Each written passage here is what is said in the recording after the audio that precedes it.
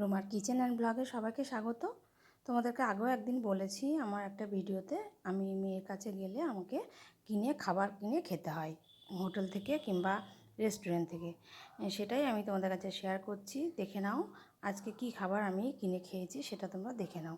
2-3 দিন মতো ছিলাম মেয়ের কাছে, সেখানে 2-3 দিনই আমাকে খাবার কিনে খেতে হয়েছে, কেননা সেখানে রান্নার কোনো ব্যবস্থা নেই। এই যে আমি বেরিয়ে পড়েছি, সকাল ছোটো মেয়েকে নিয়ে বেরিয়ে পড়েছি। প্রথমে একটু মিষ্টির দোকানে গেলাম, আগে থেকে একটু মিষ্টিটা কিনে নিলাম, যেহেতু আমি গপুকে নিয়ে গেছি, গপুর জন্য মিষ্টি নিলাম, দই আর রসগোল্লা।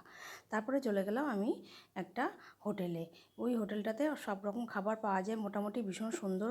আগে কোনোদিন খাইনি আমি যদিও, ওই জন্য সেদিন গেলাম মেয়ের সাথে, যে ছোটো মেয়ে আগে গিয়ে খেয়েছে সেই দোকান থেকে। এই যে আমরা চলে যাচ্ছি ছোটো মেয়েকে নিয়ে, ছোটো মেয়ে আগে আগে যাচ্ছে, আমি পেছন পেছন ভিডিও করতে করতে যাচ্ছি। যে রাস্তা পার হয়ে আমি চলে গেছি ওই হোটেলটাতে খাবারটা নিতে। গিয়ে দেখি সেদিনকে সব খাবার ছিল না, যা ছিল তাই নিয়েছি। নিরামিষ নিতে চেয়েছিলাম, একটু শুক্তো নিতে চেয়েছিলাম, একটু কাতলা মাছ নিতে চেয়েছিলাম, কিন্তু ছিল না।